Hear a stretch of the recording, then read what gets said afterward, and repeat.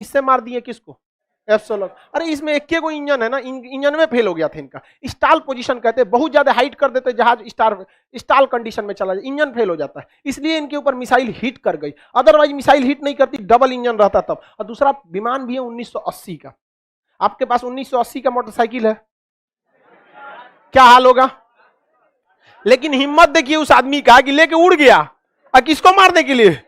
अब मारियो दिया उसको, वो तो दूसरका आके ना मार दिया यहां पर। और दूसरी बात, वो पाकिस्तान की टेरिटरी में थे। हिम्मत देखिए, उन सब के पास इतना उन्नत जहाज होने के बावजूद यहां नहीं आए, दौड़ा दिए वहां पर। अरे वो तो गलती हो गया ना, सुखोइया पीछे था, सुखोई 30 MKI थोड़ा सा पीछे था, नहीं तो उनका जो लाहौर में घुस के उनको तबाही मचा के आता। तो 65 की युद्ध में एयरफोर्स ने क्या कर दिया? धावा बोल दिया। और भारतीय सैनिक तो मनोबल आगे था ही। अरे भाई, एयरफोर्स के चक्कर में ना भारतीय सैनिक आगे नहीं बढ़ रहे थे।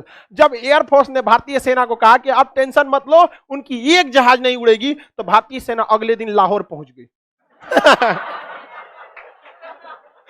लाहौर पहुंच गई थी, और लाहौर के स्कूल पर पाकिस्तान का झंडा हटा के और वहां तिरंगा झंडा लहरा दिया गया था वहां। यह हकीकत है। तब पाकिस्तानियों ने अपना टैंक निकाला, भयानक सा टैंक, भारतीयों को धोने के लिए। और दुनिया का सबसे खतरनाक पैटर्न टैंक था, जिसपे बम मारा जाता था तो झाड़ देता था इसे, बम मार। अमेरिका का पैटर्न टैंक था। कोई बात नहीं, अमेरिका तुम्हारी वेंडर मिसाइलों का टेस्ट हो चुका है, तुम्हारे सेवर विमानों का सेट हो चुका। अब बारी थी तुम्हारी किसकी? Patton tank. और वो राजस्थान से लेके घुस गए सब पैटर्न टैंक को। और पैटर्न टैंक को जब राजस्थान से लेके घुसे, तो हमारे पास कोई हथियारे नहीं था। यहां खड़े थे वीर अब्दुल हमीद। वीर अब्दुल हमीद 62 की लड़ाई लड़े थे, उसमें भारतीय सेना को देखे थे, कहते कि एकरे बदला निकालेंगे।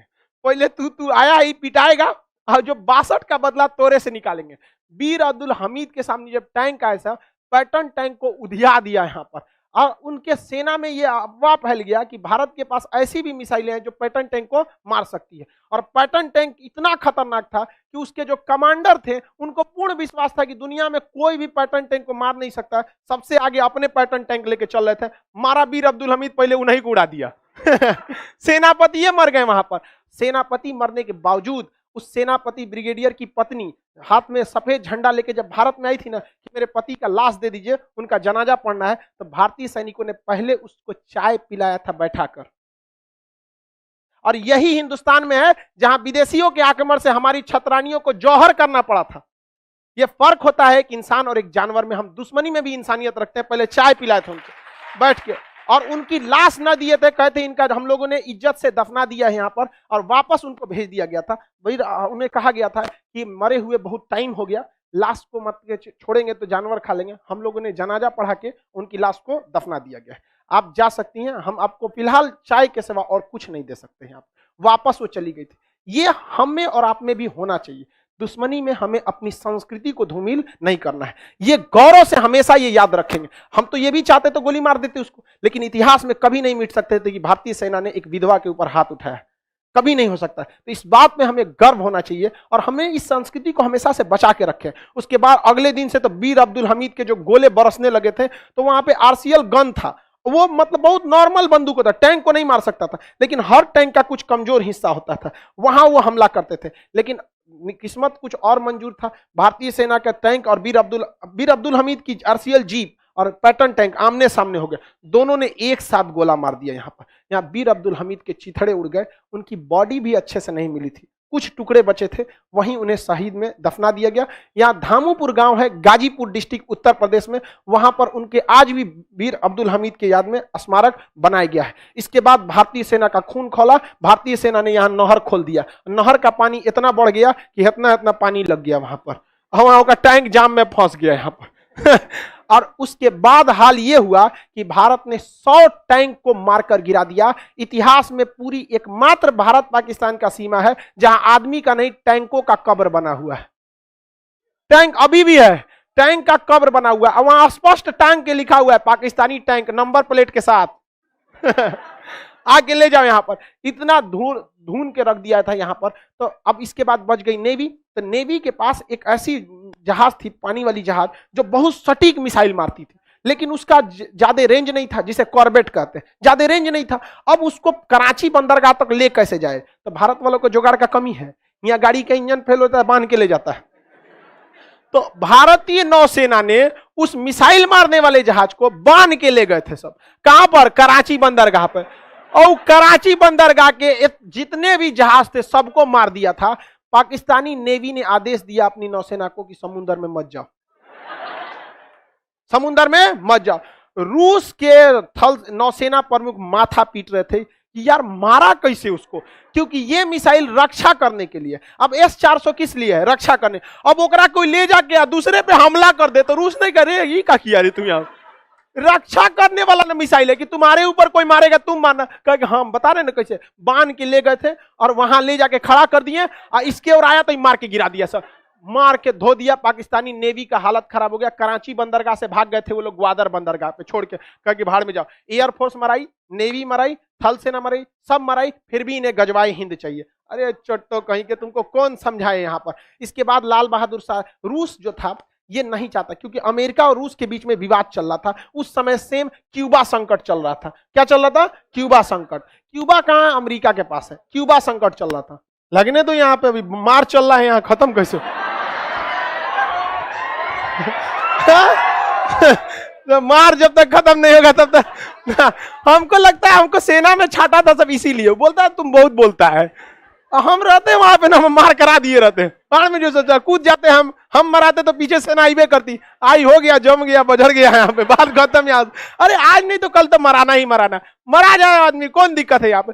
कौन मर आदमी 70 साल जी के क्या कर लेगा? ये बता ना, बेड पे मरोगे, बेड नंबर 36 मर गया, ऐसा नहीं, क्या फायदा है यहाँ पे? बुढ़ौती में मर के पतो अगर आएगी, बुढ़ा मरता नहीं है यहाँ। बेहतरीन है ना यहाँ पे, वो जवानी जवानी नहीं जिसकी कोई कहानी न हो। मार तो चीन चाहता नहीं था। सुनिए ध्यान से, यहां पर था क्यूबा संकट। यहां क्या था? क्यूबा। रूस ससुरा यहां आके परमाणु बम लगा दिया था। किसको मारने के लिए? अमेरिका को। और अमेरिका तुर्की में आके परमाणु बम लगा दिया। किसको मारने के लिए? रूस। अल्लाह, तृतीय विश्व युद्ध की तैयारी चल रही थी। अब रूस चाहता था कि दूसरे जगह पे युद्ध ना हो। पाकिस्तान किसका साथ दे रहा था? अमेरिका किसका साथ? पाकिस्तान। रूस किसका साथ दे रहा? भारत।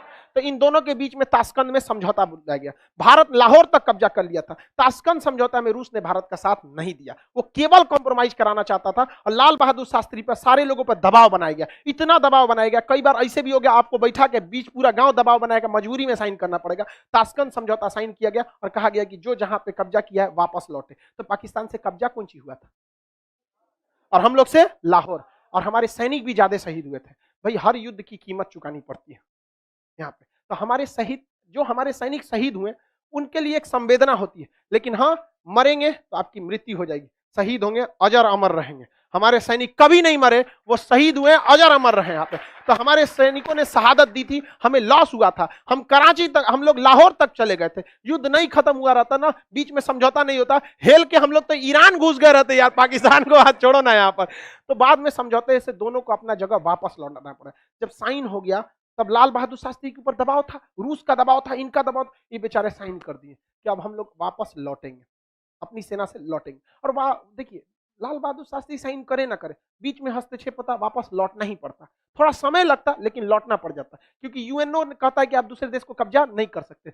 लेकिन लाल बहादुर शास्त्री को ये इतना जल्दबाजी में डिसीजन नहीं लेना पड़ा। लेकिन उस इंसान को समझिए जो अपने देश में नहीं है, दूसरे देश में, उज्बेकिस्तान में है, ताशकंद नामक शहर में बैठा है, पूरी दुनिया उस पर दबाव बना रही है, पागल हो जाएगा वो इंसान। और उसके ऊपर जब किया गया तो भारतीय मीडिया ने छाप दिया, भारत के लाल बहादुर शास्त्री को लाल कहा जाता है, भारत के लाल ने ताशकंद में भारत को बेच दिया। बेचारे लाल बहादुर शास्त्री साइन किए और रूम में गए, हार्ट अटैक से मर गए, वहीं मर गए। एकमात्र प्रधानमंत्री जिनकी मौत विदेश में हुई है। बहुत कीमत चुकाए हैं हम लोग इस देश के लिए। 62 की युद्ध नेहरू की जान ले गया, 65 का युद्ध लाल 11 जनवरी 1966 को ताशकंद समझौता हुआ, हमारे लाल बहादुर शास्त्री की मृत्यु हो गई। वही व्यक्ति था कहने वाला जय जवान जय किसान। उनके कहने पर किसानों ने बमबारी के बीच भी हल नहीं रोका था।